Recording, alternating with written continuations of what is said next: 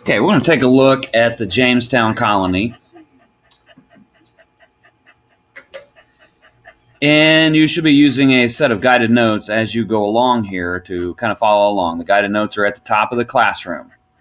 Okay, the Jamestown colony was the second colony that was set up.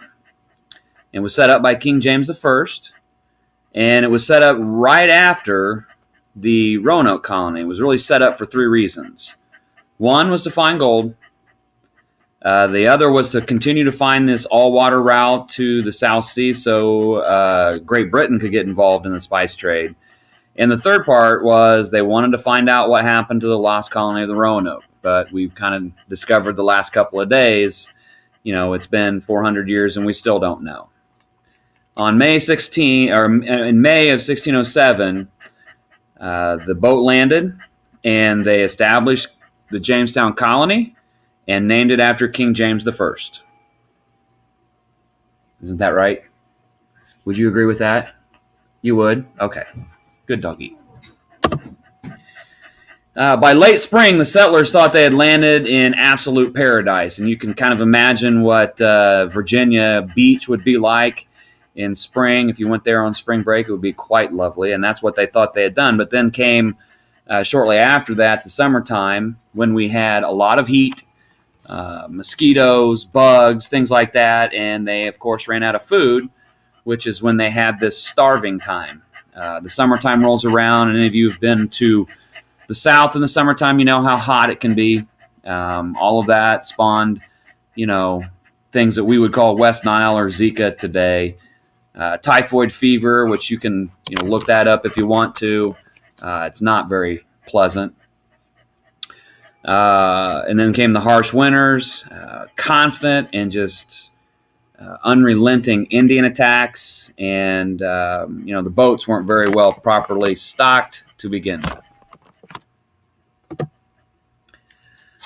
The problem was compounded by the colonists themselves, and we've kind of talked about the colonists themselves in the standpoint that, if you think of the show Survivor, these were a lot of guys who thought they were going on a cruise. They thought they were coming over to kind of hang out, have fun, maybe find their showman, so to speak, and not really want to work for it. They weren't survivalists. They were people who could afford to go on a cruise, not people who wanted to come over and make a new life for themselves from complete scratch. So most were very, very lazy and didn't know really what an honest day's work was. Another problem was that when the boats became improperly stocked, the leaders left to go get more supplies. And they got caught in a hurricane. So the colonists themselves, as you can imagine, had a problem because they had no leaders, nobody to speak for themselves. And that led to lawlessness, which basically meant that everybody was out for themselves and there was no real order. It was almost this anarchist state.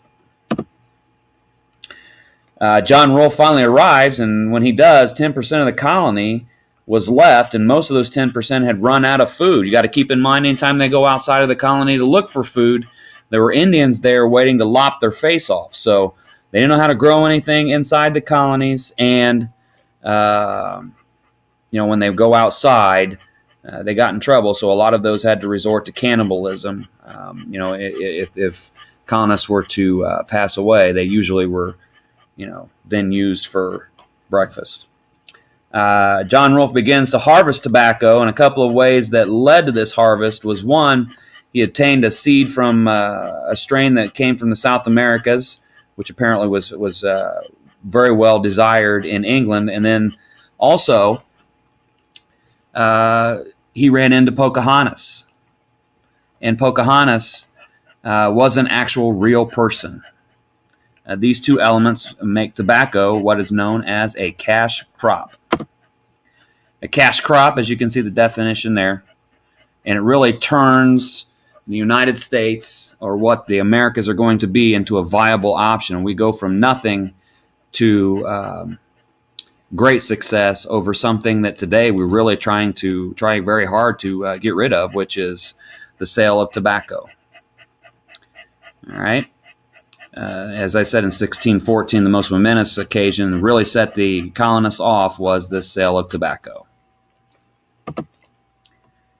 You can pause anytime you like, but here is a timeline of the colonists. Zoe is reading it and doing a good job of reading it. She's wearing herself out reading it.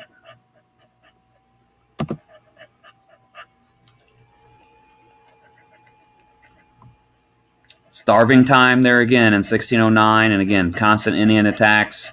Went from 500 people to 60. 500 to 60. That's almost everybody in the room right now except for one row of people. Again, 1614, first sale of Virginia tobacco makes it back. And then comes everybody between 1618 and 1623. Here comes the Great Migration. And the colony itself goes from 400 to 5,000. In 1619, the first assembly was formed. And they set a sale of tobacco as their first law. In 1619, the first African indentured servants arrive in Jamestown. You can see the definition of an indentured servant. An indentured servant is different from a slave, and you may be thinking to yourself, how is that different? An indentured servant would eventually get their freedom, where a slave would never receive their freedom. You can see the Indian attacks in 1622. Tucker and Potts poison a village. Basically, after the Indian attacks, they invite the Indians in under the pretense of some peace and tell them that they want peace. But really what they did was poison food, poison the peaceful food, and killed off a bunch of Indians in the process. There will be, as you're finishing this timeline, there will be a quiz on Monday over the guided notes that you are filling out as the timeline has been going on.